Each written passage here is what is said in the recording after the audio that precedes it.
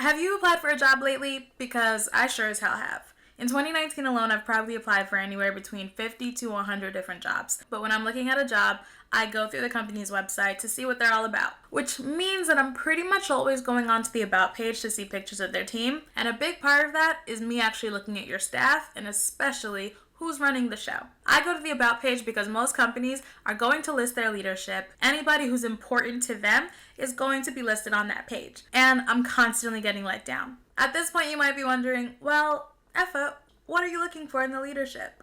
Is it where we went to school? Is it our past employers? Is it some of our accomplishments? No.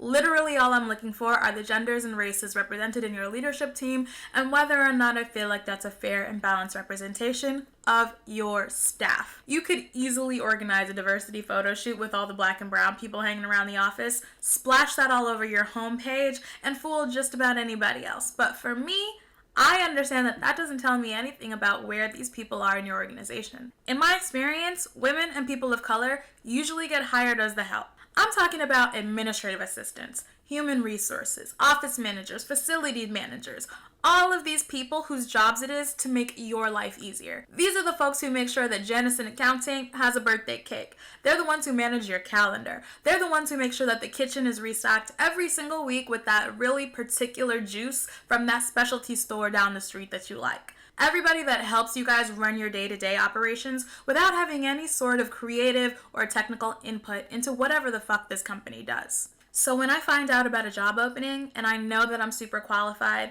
and then I go to look up the website and the mission sounds amazing, I love the story of the origins of this company, then I go look at your About page and the leadership it's very eggshell, very cream, very ivory, maybe lemonade. I'm pissed. Not a single face that looks like mine, which immediately discourages me from wanting to apply. You see, the thing that I've noticed is that those leadership sections have the same layout every single time. There is a 30 to 55-year-old white male as the founder, CEO, president, whatever the top dog position is. The next three top level positions are probably also white males in the same age range. CFO, CTO, COO, all of those initials, usually some white men. Then you'll see maybe one female who is either white or ethnically ambiguous, and another female who is a woman of color. And 9 times out of 10, at least in California, she's probably Asian. And then you'll see a slew of other men, some white, some not, but the fact of the matter is it's pretty much just those two ladies and not a lot of color. Stuff like that is really depressing for me as a little black girl. I don't want to work here anymore.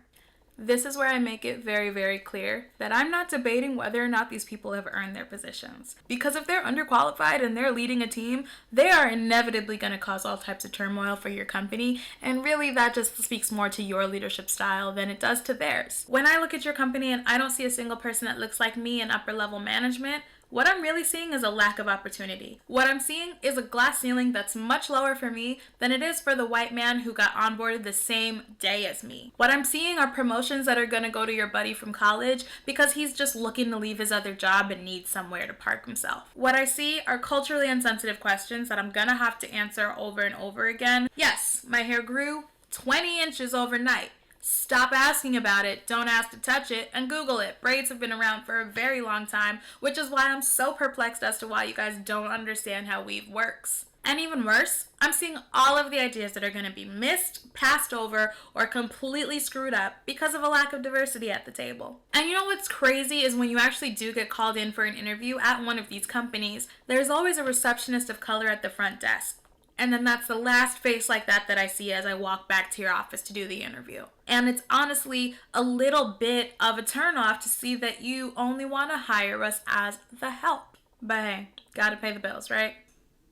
Right? I'm not even asking for you to start peppering your upper management with tokens and diversity hires. I'm literally just confused as to how in a sea of applications, you always seem to find the ones who look the most like you, your friends, and people who already work at the company. I know a lot of women who are great at what they do. I know a lot of people of color who are great at what they do. Of course, you're not going to hire a lesser qualified person of color or woman just because you need the diversity hire.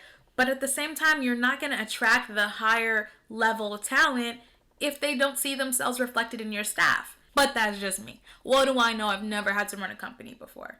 I'm asking why you guys even have diversity and inclusion departments if they're taking their orders from a cisgendered, heterosexual, college-educated, middle-class, middle-aged, white male.